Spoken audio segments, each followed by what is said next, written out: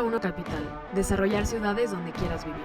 Escucha las historias, opiniones y reflexiones de las figuras que forjaron el presente de nuestro país y nuestra región. Este programa es presentado por Conjunto Empresarial Santa María, parque logístico industrial ubicado en el corredor automotriz más grande de Latinoamérica. Hoy platicamos con Marta Ortiz, quien es reconocida como una de las mejores chefs del mundo.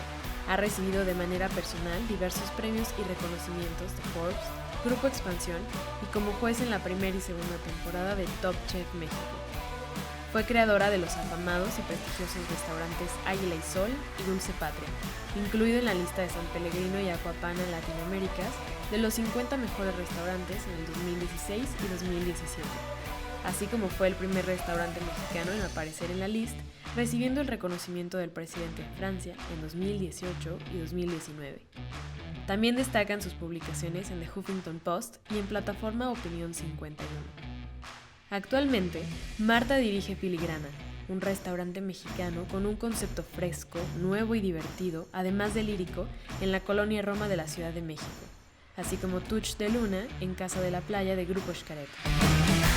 Quédate con nosotros para escuchar más de esta plática bajo la conducción de Alberto Aguilar.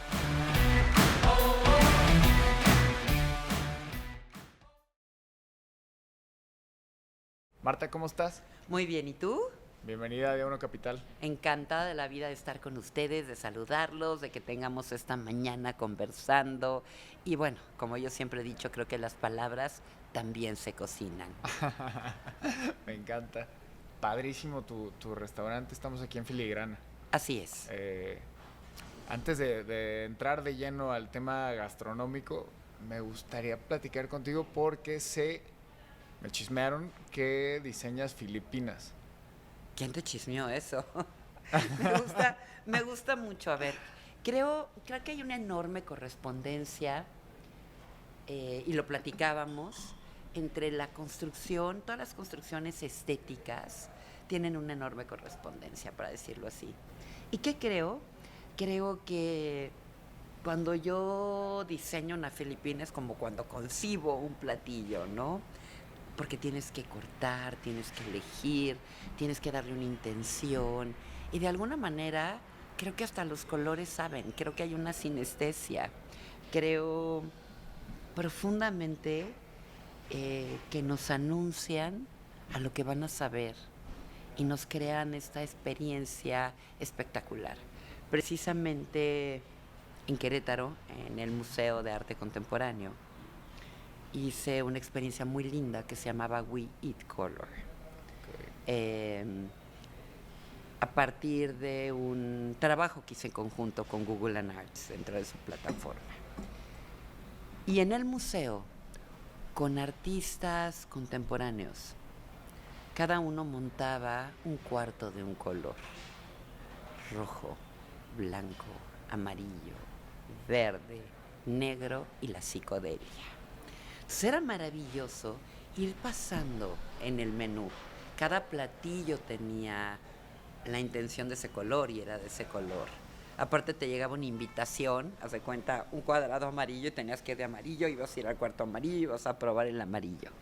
Y la idea era anunciar y crear estos estados sinestésicos a través de la gastronomía y los colores. Y agregamos algo muy interesante que era la música, a partir de la Sinfónica de Querétaro. Entonces, si era el rojo, me parece que el rojo suena como el pájaro de fuego de Stravinsky. Entonces, imagínate la maravilla de ver rojo, probar rojo, estando en un cuarto rojo, concebido por un artista contemporáneo rojo, ¿no? Y hasta llegar a la insania, y con insania me refiero un poco a la locura de la psicodelia. Entonces, estuvo muy lindo. ¿Y a qué parte quiero llegar? Que creo que la gastronomía hoy y muchas de las artes tienen límites mucho más flexibles. Creo que los oficios nos decimos cosas, nos hablamos y podemos crear experiencias únicas y irrepetibles.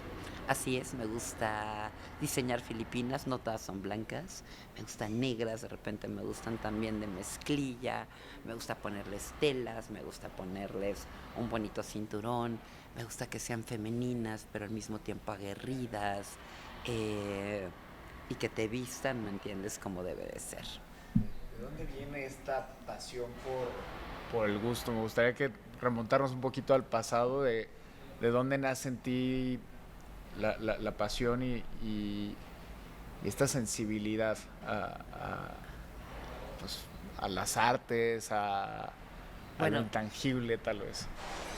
Yo nací en un hogar de alguna manera muy privilegiado intelectualmente y siempre diré que estoy muy bendecida. Mi madre es artista plástica, mi padre es un gran médico y por la mesa, ¿no? En las mesas, y ahora entiendo si lo vemos Freud anyone, ¿me entiendes? Había personajes espectaculares, pero personajes de la academia y de la historia de México, artistas, políticos, intelectuales, poetas, pintores, diseñadores, que siempre estaban en las mesas de mis padres. Entonces, yo escuchaba esos personajes y después me bajaba a la biblioteca a leer. O le decía a mi mamá, llévame a ver, quiero ver, por ejemplo, Pedro Friedeberg, y me llevaba a un museo a ver algo de Pedro Friedeberg y haberlo escuchado. Y lo mismo sucedía con Octavio Paz, que era premio Nobel, ¿me entiendes?, de literatura, y bajar y leer Piedra de Sol. Sentía que mi mexicanidad se incendiaba, me doy a entender. Luego las navidades las pasamos con los Cuevas, con José Luis Cuevas, y te digo, imagínate siendo niña y ver que este mundo se te abre enfrente, pues eso fue nutriendo, ¿me entiendes? Y todo en una mesa. Y yo creo que yo tengo restaurantes para recrear esos momentos que para mí eran mágicos, espectaculares, maravillosos, de ver dibujados estos personajes y que compartieran el pan y la sal. Claro, me llama muchísimo la atención que dices que sentías tu mexicanidad arder. Sí, claro. ¿Nos puedes explicar cómo se vive este momento? Claro. Mira, a mí me llamaba poderosamente la atención ver cómo, y voy a llegar al mismo punto desde dos aspectos. Al principio no me gustaba, mi mamá me ponía de pinche, ¿me entiendes? Ahí de, corta la mata, porque ella es norteña, ¿no? Corta la mata de hierba santa, y ahí me tienes ahí cortando yo la mata de hierba santa. Me ponía a picar, no me ponía a ayudarla a poner la mesa, lo cual me divertía infinitamente, porque no me gustaban las mesas convencionales. Entonces de repente le ponía juguetes de latón mexicano y la adornaba y le ponía flores, pero no de una manera convencional. Me encantaba como la imaginación, decía, hoy lo voy a hacer, ¿no?, con esta temática, o le voy a poner cirios de iglesias, ¿me entiendes?, a las cenas, y mi mamá volteaba, pero el efecto era maravilloso. Me encantaba construir una mesa y saber que el menú, a lo mejor iban a servir un mole blanco de bodas. Entonces ya quiero que la mesa sea negra y tenga este contraste, porque leí en este libro, ¿no?, que son colores, que son así. Me encantaba. Entonces, ver esos personajes, comer México, porque mi mamá siempre sirvió cocina mexicana, y ver cómo ellos, ¿no?, un hombre como Octavio Paz, escribía Piedra de Sol, o El laberinto de la soledad, hablando de nosotros mexicanos y nuestro carácter social, me parecía espectacular, ¿no? Ver a Tamayo, y después iba al Museo de Antropología y veía ese mural y lo sigo viendo y me emociona este alto contraste entre el naranja y el rosa y las figuras, ¿no? Me parecía que era México, este México que todos queremos vivir, este México universal, este México de cara al mundo y este México bello, que tiene una estética y que tiene una tradición ininterrumpida, gastronómica y artística. Justo veníamos en el camino platicando de Luis Barragán. Claro. Cuando le entregan el Pritzker, Claro. en una parte del mensaje que él manda, dice que no vean lo que él hizo, sino que vean lo que él vio. Claro. Y tiene un fondo espectacular, ¿no? espectacular. A ver, espectacular. Y Barragán era un místico, me doy a entender. Tú entras a una concepción arquitectónica de Barragán, sientes la presencia divina, la gracia. ¿Y qué es la gracia? la cercanía con Dios, con lo que está arriba de nosotros, con lo que es inconmensurable. Y creo que Barragán lo vio, y esos colores, ¿no? Y esa belleza, y esas celosías, y después esa herencia que le da Ricardo Legorreta, quien yo conocí y quise muchísimo. Cuando ella era muy jovencilla, él iba a Águila y Sol, mi primer restaurante, y le gustaba muchísimo. Y yo le decía, maestro, ¿está bien? Y yo le enseñaba mi platillo, me decía, no, esto más para acá, esto más para acá. Y yo decía, claro, estamos construyendo una estética, me decía, tiene que ser como una escultura. Y yo me sentía muy honrada de que todos los 15 de mayo me regalaba una manzana y me decía, maestra. Yo le decía, que usted me diga maestra, bueno, ya el mundo ya no importa. O sea, yo que lo admiro tanto a usted, y que yo veía el camino real en ese momento, me parecía una obra maestra, un masterpiece, ¿no? O sea, el tamaño que hay ahí, esa fuente, ¿no? Con esa furia, ¿no? Y todo este México internacional que él diseña, ¿no? Que es espectacular. Ahora hay muchas piezas que ya no están, ¿no? El Calder ya no está, todo lo que él integró, me doy a entender, dentro de su visión, pero me encantaba, o sea, me parece espectacular. Y lo mismo sentí que te estaba comentando. A mí me tocó hacer el menú del Museo Barroco cuando se inauguró, entonces tuve la oportunidad de conocer a Toyohito y mostrarle y enseñarle, y hasta la vaquilla. Decía, qué mentes, o sea, cómo él ve Barroco es movimiento, y cómo lo interpreta donde ninguna de las paredes se toca, ¿no? Y tiene este movimiento y esta sensualidad y esta belleza. Entonces me parecía espectacular. Tocas un punto súper interesante, porque desde tu visión, ¿cuál crees que sea la diferencia entre estar en ese mundo contemplativo, místico? Sí, totalmente claro. Místico, como tú dices, cercano a la gracia. Divinidad, a la gracia, ¿no? A hacer un platillo, unas quesadillas en la casa, ¿no? Bueno, por decirlo de alguna manera. Yo creo que es una intención primero yo creo que la vida sirve para regalar belleza. Y con belleza no me refiero a lo perfecto, para eso sirve la vida, para que regalemos belleza. Y creo que cuando tú le muestras a alguien lo que es la belleza, o la prueba, o la ve, o la siente, o se la pone, tu vida cambia. Porque te das cuenta que hay un orden casi divino en las cosas, que estamos aquí para compartir, estamos aquí para enseñar, estamos aquí para hacer una mentoría, estamos aquí para hacer cosas a lo mejor pequeñas, pero que se convierten en grandes. Estamos aquí para tocar el corazón de los otros, y estamos aquí para hacer el bien en la medida en que podamos. Decía un entrevistado que qué más sustentable que lo hermoso. Así es, y lo bello, y me parece que para eso estamos en esta vida. Sí, me encanta. Marta, platícanos un poquito cómo me dediqué a la gastronomía. ¿Por qué te dedicaste a la gastronomía? A ver, era como lógico, después de que te platiqué de estas comidas, estas cenas, estos personajes, yo empecé a sentir que en la mesa sucedían muchas cosas.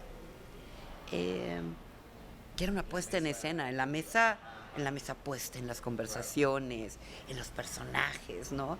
Y yo, por supuesto, hay muchas cenas que no me dejaban quedarme, pero yo espiaba, ¿me entiendes? De niña espiaba. Yo decía, híjole, qué padre, ahora está Carlos Fuentes, ¿no? ¿Cuántos años tenías tú? Era yo 7, 6, 5, o sea, y ahí fui creciendo conforme mis padres fueron creciendo. Y me parecía estupendo, y mi adolescencia con Cuevas, ¿no? Que era encantador, simpático, guapo, aguerrido, artista al fin y al cabo, y personaje, ¿no? Y mis amigas, sus hijas, y todo esto maravilloso alrededor de ese mundo. Ahora, yo siempre he creído, yo tuve una educación formal, sobre todo por mi padre, era muy exigente, y muy exigente más allá de la escuela. O sea, ustedes tienen que saber otras cosas, ¿no? Que vayas y aprendas a sumar, a restar, a leer, no significa que seas una persona culta, ¿no? Entonces nos daban clases, imagínate. Mi papá nos dio una educación muy privilegiada, porque él decía, mi vida la salvaron los libros y el conocimiento. Entonces yo tenía clases de literatura con Germán Dehesa. Entonces leíamos a Shakespeare, me doy a entender. Y empecé a darme cuenta que había un mundo maravilloso. Mi papá me decía, no veas la tele, o sea, lee la Ilíada, te va a gustar más. Dame la oportunidad de leerla. Y la leía y me parecía, bueno, en esas aventuras, ya, no había programa que se le pareciera, ¿no? Y sobre todo en aquel momento, ¿no? A esa belleza, esa literatura. Tomábamos clases de filosofía, tomábamos clases de apreciación musical, me llevaban a fuerzas a conciertos, así, a la Sala Nesa. Yo decía, no, o a Bellas Artes, ¿no? Pero empecé a amar y a disfrutar y a darme cuenta que hay una educación para poder apreciar. Y aprendes conforme escuchas y tu curiosidad se enciende. Luego, aparte de esta exigencia intelectual de mi padre, la cual agradezco muchísimo, mi mamá era pintora, es pintora, ¿no? Y toda esta plasticidad de la cual estaba yo rodeada, ¿no? Veía un cuadro con una imprimatura de azul y de repente decía, ¿habrá alimentos azules? ¿Me entiendes? ¿A qué sabe el azul? ¿A qué sabe el amarillo? ¿A qué sabe la lluvia? ¿No? Entonces empecé a inventar una historia, ¿me entiendes? La historia de México desde un punto de vista gastronómico. Entonces decía, Hernán Cortés obviamente se enamoró de la Malinche porque cuando la probó le sabía sal y le sabía sol. Y pensaba que los héroes mexicanos no tienen sangre, sino llevan mole en las arterias, porque es más pesada, más aguerrida, más fuerte, más única, más irrepetible. Y así inventaba mi historia, ¿me entiendes? Y la platicaba. Y con esto quiero llegar a que, aparte de la educación formal, de haber ido a la escuela, fui al ITAM, estudié ciencia política, siempre tuve esta otra educación muy artística, muy fomentada desde la parte intelectual de mi padre y desde la belleza estética de mi madre. Entonces íbamos a museos, tomábamos clases, leíamos, pero eso me ha dado un mundo que es para mí muy importante, porque voy a un museo y lo disfruto y digo, qué lindo. Ahora vi que está en el Tamayo Julio Galán, y yo me acuerdo que Julio Galán, mi mamá lo conocía porque era de Monterrey, ¿no? O algo así. Entonces dije, lo voy a ir a ver, porque me va a recordar todo esto. Pero lo voy a, no a ver, a reconocer en un inventario, ¿no? O cuando veo lo que hicieron ahora, precisamente que aquí lo tenemos, ¿no? Con el maestro Cauduro y sus 70 años, ¿no? Y yo hice un menú de Cauduro, lo acabo de terminar conforme terminó la exposición, y se llama Los Ángeles Carnales, porque me encantan estos personajes de Cauduro femeninos, con alas, con una melancolía brutal y su paleta de colores, y el hiperrealismo, ¿no? que nos está diciendo en estas tonalidades y temáticas, y nos habla acerca de la justicia, la condición de las mujeres, la melancolía, el triunfo, lo que los seres humanos deciden, la caída, la gloria, todo eso. Me encanta, sobre todo que tú lo puedes transformar a sabores. Claro, me gusta mucho. En la oficina nosotros de repente, ¿sabes qué? Este proyecto tiene que sonar más a Hans Zimmer. Ajá. Entonces, pues habla como de Claro. de música un poco más de película, música de ambientación. Ajá. Pero de repente hay un proyecto que suena más a Coldplay, es algo más para jóvenes, más... Ajá. Se me hace muy padre, pero tú lo haces de una manera, obvio, increíble. Y estoy viendo el cuadro y sí, tienes razón, se pueden sentir sabores, claro. ¿no? Se pueden Texturas sentir sabores, suaves. texturas y brutales. Porque luego si ves Olores. todo el mural, hay una parte también que se llama el condominio, de todo lo que sucede adentro de una vivienda, ¿no? Visto por Cauduro, ¿no? El que se pasa de listo, el que sufre, el que ama, el que está decepcionado, el que escribe, el que roba, el que es abusado, o sea, toda esta temática humana que me parece maravillosa. Y yo también amo la música, la contemporánea también, pero me encanta la música clásica. O sea, yo llego a una sala de conciertos y veo a los músicos y sí me emociono, Sí, ¿me entiendes? claro. O sea, cuando van saliendo digo, wow, amo la ópera. O sea, platicar una historia con el instrumento más poderoso que es la voz humana, me parece fantástico. Sí. Amo el vestuario, la intención, ¿no? O sea, hay puestas en escena clásicas, hay unas mucho más contemporáneas, pero tener la música en vivo, oír ese violín, ¿me entiendes? Y esa voz Claro. es espectacular. ¿Cómo La le- nota musical, ¿no? La lectura de la música. Y no soy música, pero me encanta, ¿eh? Claro, claro. Me encanta, La aprecias. sí. Aprecio muchísimo. Salgo llorando, es así de que digo, ya, váyase, ¿me entiendes? Yo me acuerdo que un día vi Tristán y Isolda y no me quería parar. Me conmovió infinitamente. Aparte me tocó un gran cantante, Johannes Kaufmann, entonces en Bayreuth, donde solo tocan a Wagner en Alemania. Y sí, yo ya no me quería parar, estaba tan conmovida que te juro que decía, quiero seguir llorando. O sea, es una historia brutal. Claro. Y es la música más hermosa del mundo. ¿Cómo puedes diferenciar, hablando específicamente de la parte profesional, ¿no? Cuando, ¿cómo lidias con las emociones en el trabajo? Porque Es complicado. sí, Cuando sí, uno claro. tiene la sensibilidad de flor de piel. Creo que a veces yo tengo que trabajar mucho y ese es un trabajo personal en ordenar mi mente. Se me ocurren tantas cosas y tengo tantos intereses que eso a veces es complicado porque dices, ¿por dónde empiezo, no? Me gusta mucho escribir. Ok. Estoy muy contenta porque me invitaron ahora a escribir a Opinión 51, que es esta gran plataforma de mujeres muy pensantes, a las cuales respeto a todas. Me encanta que sean ideologías distintas, que escriban de temas distintos, pero eso me ha dado una enorme disciplina. Yo escribí en el HuffPost cuando estaba en México, y ahora escribir de temas precisamente, y me han reseñado de manera muy linda, y lo cual lo agradezco, o tenido una controversia conmigo porque escribí sobre los saberes del sabor, y el primero era ¿qué sabe el amor? Y el segundo, y termino concluyendo que el amor tiene un sentido de poder también un poco narcisista. Entonces sabe a rojo, sabe a carne, sabe a sangre, sabe a flores, sabe a chiles secos,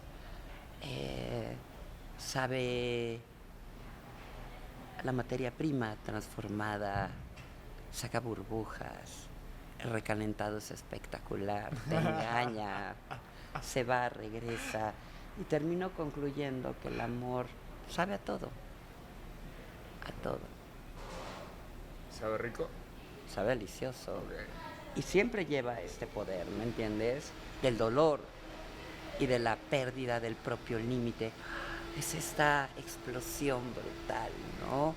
Donde el otro eres tú y ya no eres tú, ¿no? Donde te pierdes y te encuentras, donde los sabores tienen esta gama tonal y esta vibración musical absolutamente imponente, que es la presencia de la otredad. Padrísimo. Padrísimo. Ese lo escribiste Para en Opinión 51. Ok. Ahora también escribí el último sobre la esperanza. Y para mí la esperanza tiene que ver con el verde. Es de la hierba santa, de la hierba buena. Es esta sorpresa gustativa. Está corta. Tiene una parte de fe. Tiene el acomodo de querer un mundo mejor, donde ya no exista la sed de justicia ni el hambre de belleza. De eso se trata la esperanza. ¿La esperanza? Yo creo que hay una parte muy espiritual en la esperanza, pero creo que hay una parte muy humana. Claro. Sí, muy empática también, Sí. ¿no? Es padre. Oye, Ahora el próximo se trata sobre las brujas y el fuego. ¿y dónde lo puede leer La gente en Opinión 51, en la plataforma. Ok. Y hay mujeres espectaculares, no nombra una porque las otras 99 son más inteligentes que yo todas, y me siento muy honrada de participar ahí. Pero te digo esto como una vertiente, Sí, ¿no? sí, sí. Me encanta diseñar Filipinas.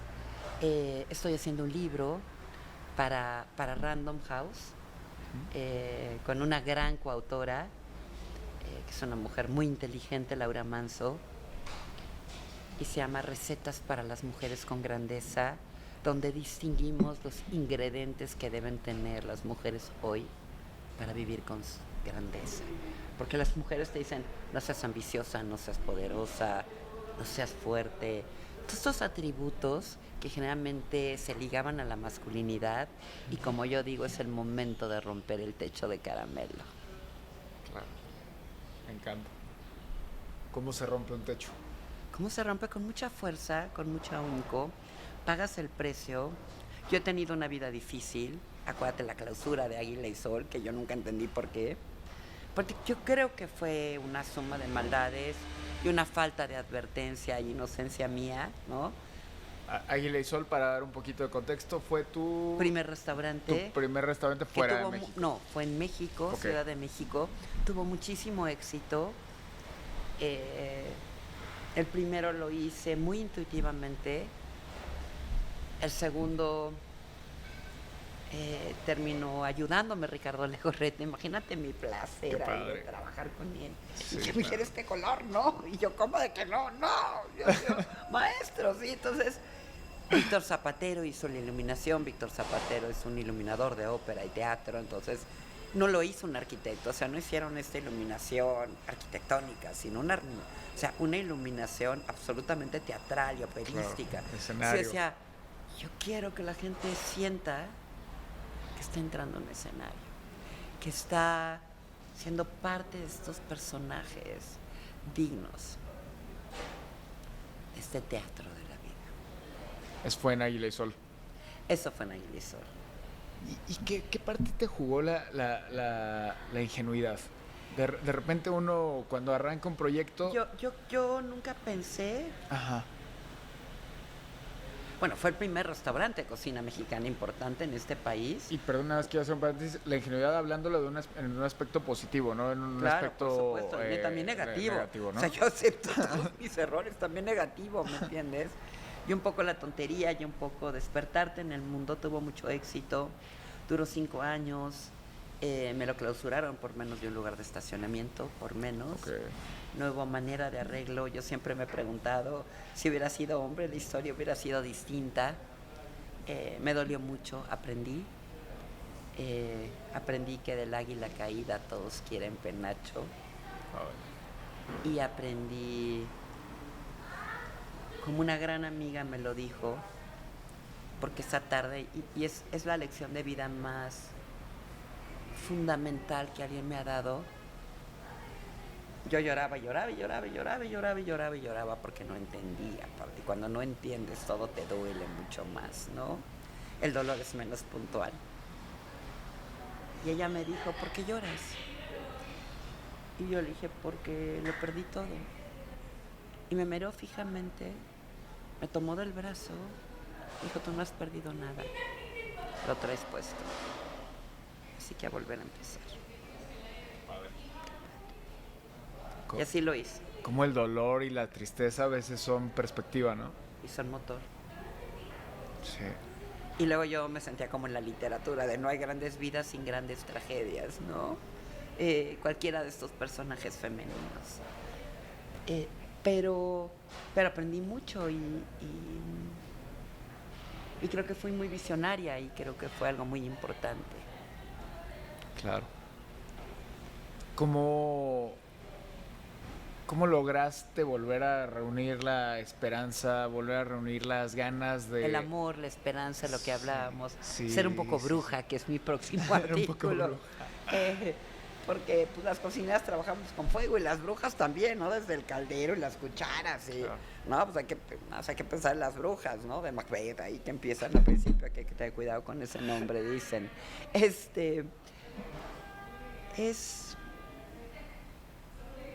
es crear de tu vida una receta. Es tomar los ingredientes que inclusive puede ser la melancolía, la fuerza, la inocencia, la voluntad, el amor, el desamor, amasarlos con las manos y hacer de tu vida la mejor receta. Me gusta. Y vivir con grandeza. Y con grandeza no me refiero nada más a pisar fuerte. Me refiero a compartiendo belleza, a tratar de hacer el bien en la medida en que podamos. Creo que tenemos que ser benefactores, creo que tenemos que tocar el alma de los demás, ya sea con un sabor, con un platillo, con una acción, con una sonrisa, con un dharma. Claro. De toda esta gente interesantísima que has conocido y cerca de la gracia, como decíamos hace rato,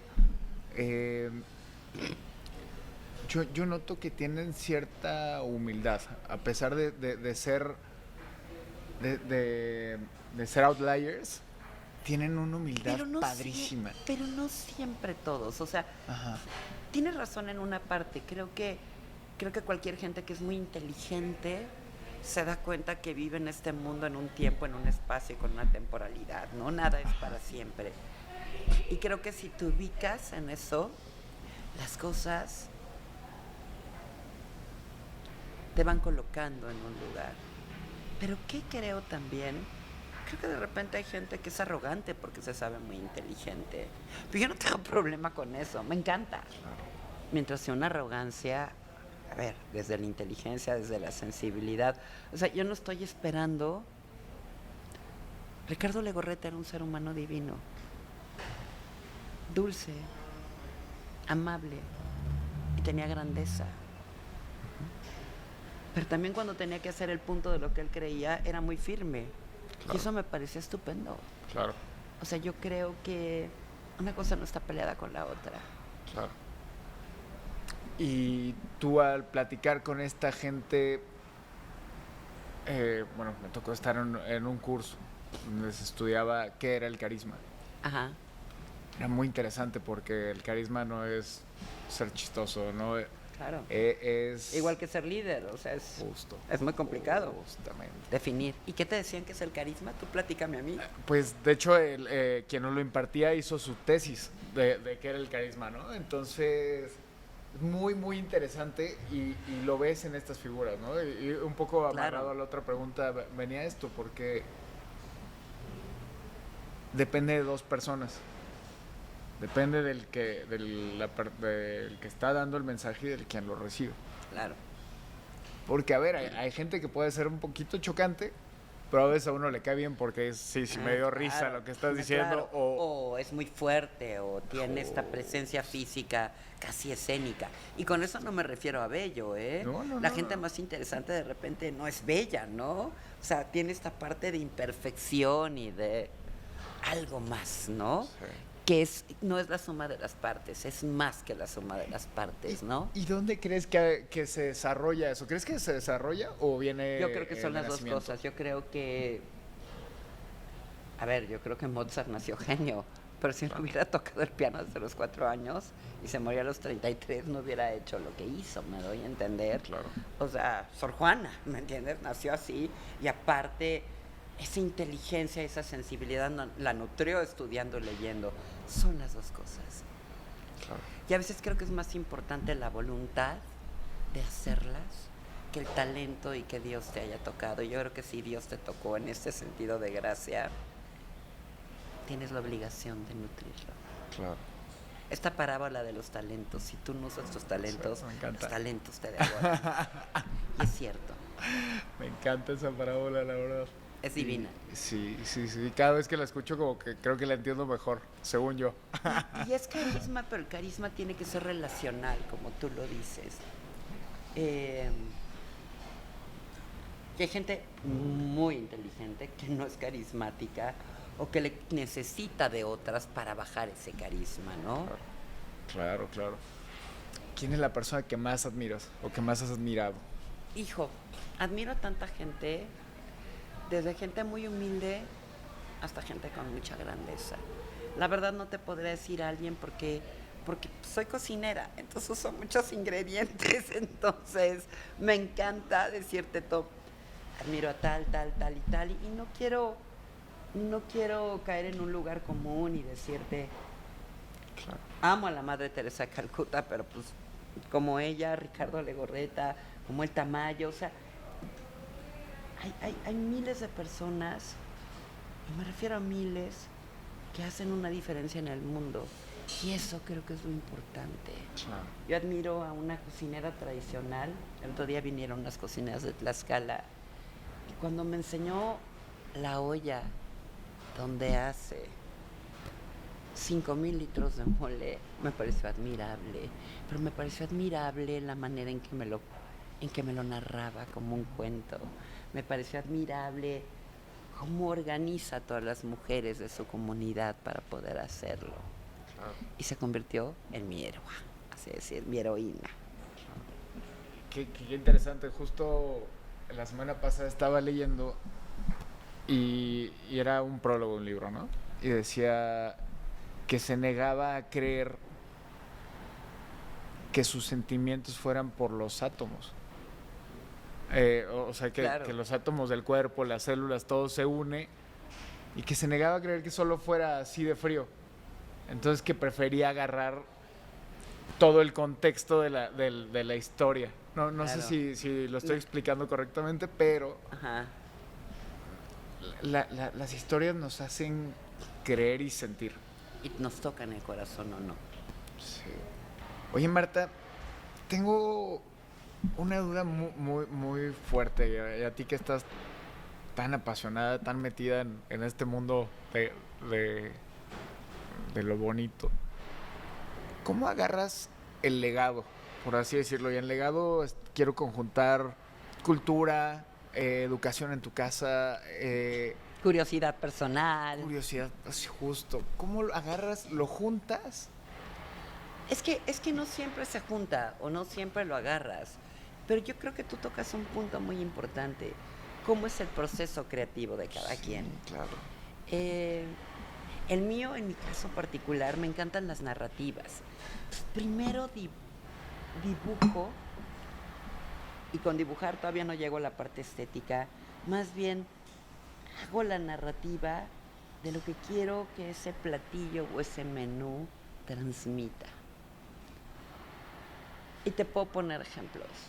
Yo hice un menú que luego se volvió exitoso y que qué bueno que sirvió de influencia, que se llamaba Painted Black. Y eran unas cenas negras que inicié hace mucho tiempo y tenían que ver con el Día de Muertos. Entonces dije, a ver, ¿qué es la muerte? ¿Qué es el color negro? ¿Qué es lo magnánimo? ¿Qué deja de ser terrenal para volverse espiritual? Debe de saber a copal, debe saber incienso. Entonces creo la narrativa, después encuentro los elementos gustativos y después encuentro las estéticas. Entonces escribo mi pequeño cuento. Yo les llamo sabores de cuento. Sabores de cuento. Sabores de cuento. Me encanta. Entonces me pongo a pensar y tiene que ver con lo que es cierto y no, pero mucho con las narrativas, con el mundo ideal que todos quisiéramos que exista. Y eso tiene que ver a lo mejor con la inocencia o con un mundo mejor o con la esperanza o con el amor, todo lo que hemos platicado, o con el que es ser bruja y chamana y estar esperando que todo mundo tenga esta conquista personal. Y me gusta mezclar y empezar a hacer estas historias y las escribo. Y ya voy muy avanzada. Quiero sacar también mi libro que se llama Sabores de Cuento, donde a partir de las 6 recetas que a mí me parecen muy poderosas a nivel lírico y gustativo, cómo creo que se inventaron, se hicieron y se crearon estos legados. Tiene que ver con la fantasía, pero también con las realidades, el origen, el pueblo, las mujeres que estaban involucradas, los poetas, los pintores. Todo esto. La historia que te puede contar cada receta, ¿no? Cada receta, cada platillo, cada menú. Y así es, así lo hago.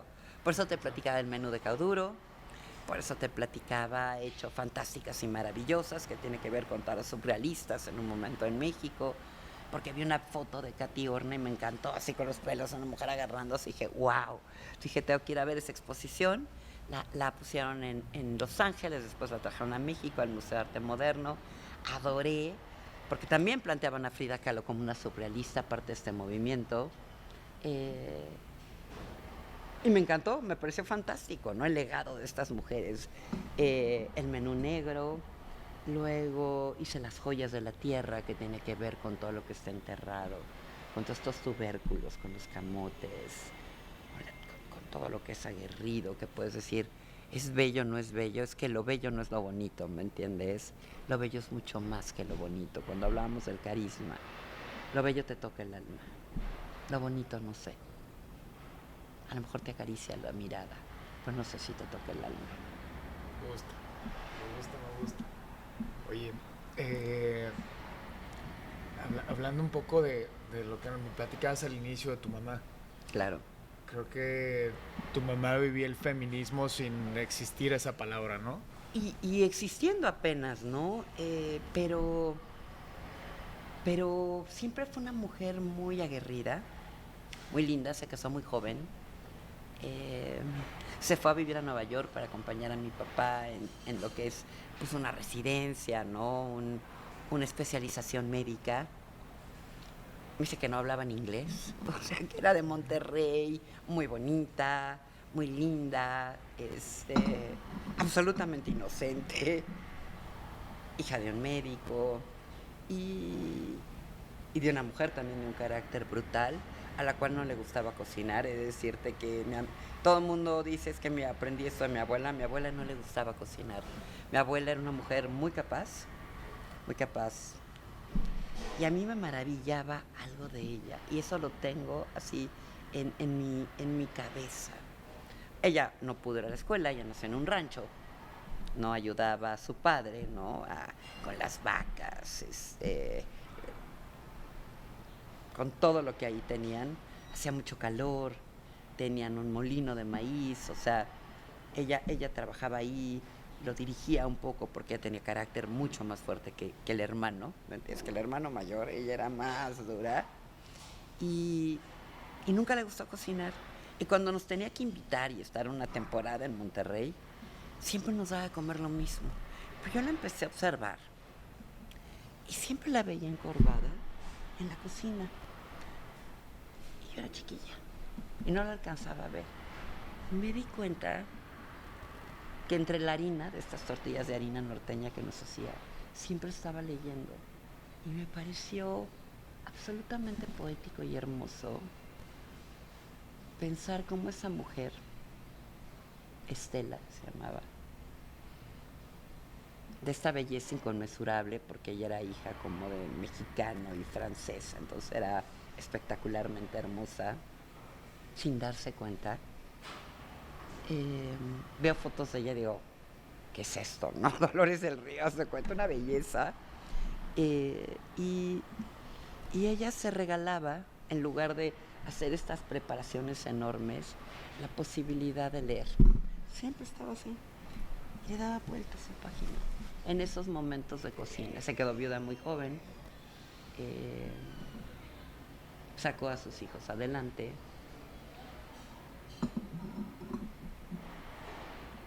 Sí, la recuerdo ahorita, se me viene a la imagen. Era alta, así, encorvada, leyendo. Y leía Madame Bovary. Yo por eso leí Madame Bovary. Y, ¿me entiendes? Y le gustaba leer y leía bien. Entonces, con esto se quiere decir, a mi abuela no le gustaba cocinar, el legado no viene de ahí, viene de mi madre más bien. Que ella empezó pues, como buena artista, como buena pintora, a descubrir toda esta parte de sinestesia que yo heredo, ¿no? De formas, de texturas, de aromas. Y que ella llevaba a la mesa con esta parte magnánima de los sabores.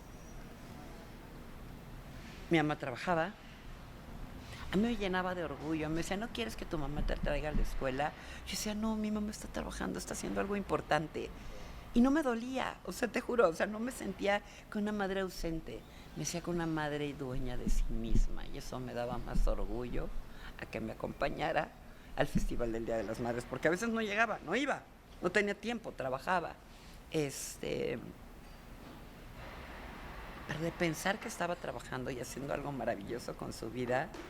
O sea, cada quien tenemos su chamba. Yo tengo que salir de hielo, ¿verdad? En el Festival del Día. No estas tablas que te ponían, ¿no? O de mariposa horrorosa, ¿no? Con las mallas que te picaban, ¿no? Está pintada y horrible, pero divertido. Ahora veo las fotos, digo, qué encantador. Lo debería de haber disfrutado más.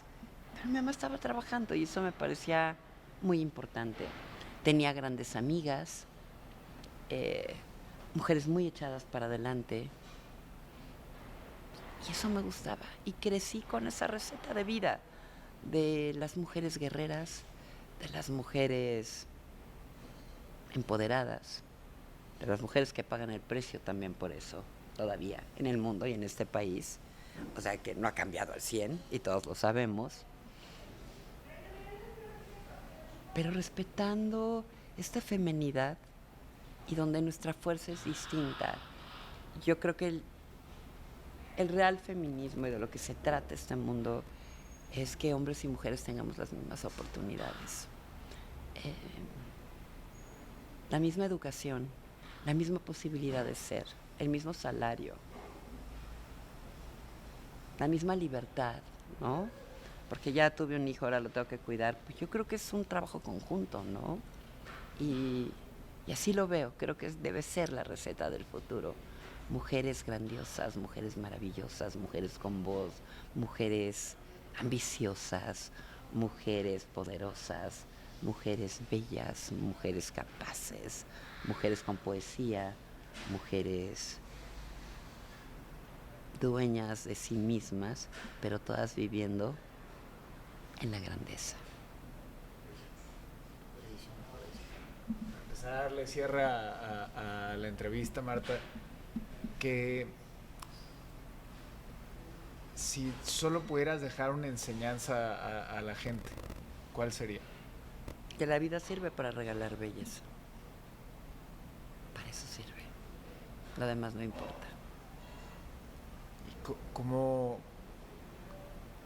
Me platicabas hace rato que la belleza No es llega lo al alma. hermoso, te toca el alma, te conmueve.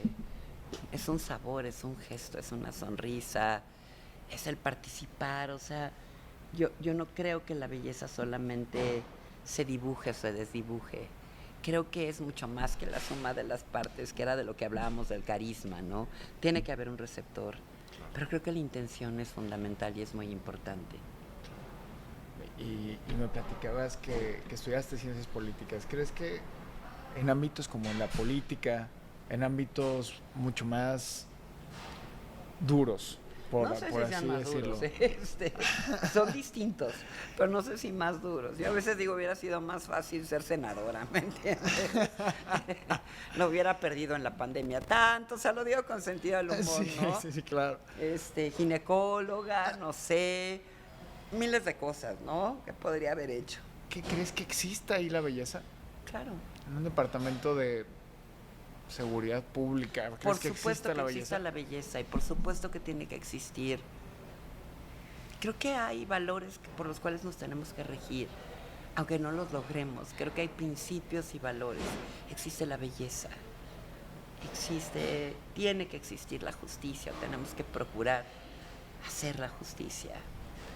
Tiene que existir mayor igualdad social. Tiene que existir mentoría, tiene que existir educación, tiene que existir salud. Tenemos que replantearnos muchas cosas como sociedad. Y creo que eso es muy importante. Y como yo digo, yo desde mi trinchera del fuego, porque eso es lo que es una cocina, es un espacio de libertad femenina, siempre lo fue. Es la trinchera del fuego, porque me encanta, ¿no? Entre humo, sin fuego, ¿no? Como te decía, las brujas, hasta dónde el límite. y es una paleta para crear historias, ¿no? Es un lienzo que permite que escribas poesía y sabores y texturas. Desde ahí, esa es mi trinchera, yo la escogí y la sigo procurando. Y no importa, quizás después de la pandemia ha sido muy complicado para mi industria, pero estoy lista. No para reinventarme, para ser mucho mejor de lo que he sido. Me encanta. Marta, pues te agradecemos muchísimo el tiempo. La verdad es que platicar contigo se siente la congruencia de lo que has vivido, de lo que te gusta, y creo que lo plasmas muy, muy padre en tus proyectos. Muchas Te gracias. agradecemos muchísimo el tiempo y la apertura de participar aquí con nosotros en el podcast, por habernos invitado aquí al restaurante a conocer. Y mil gracias. Estamos mil aquí gracias, Marta. felices de la vida y yo soy quien agradece como siempre y que venga mucho más para ustedes, mucho éxito y cosas muy lindas, a regalar belleza. Eso es, eso es. Marta, ¿dónde te puede seguir la gente? En mis redes sociales, que si quieres luego te las paso. Las ponemos en el Las copy. ponemos ahí para que las tengan. Buenísimo. Marta, mil Gracias. gracias. A ti.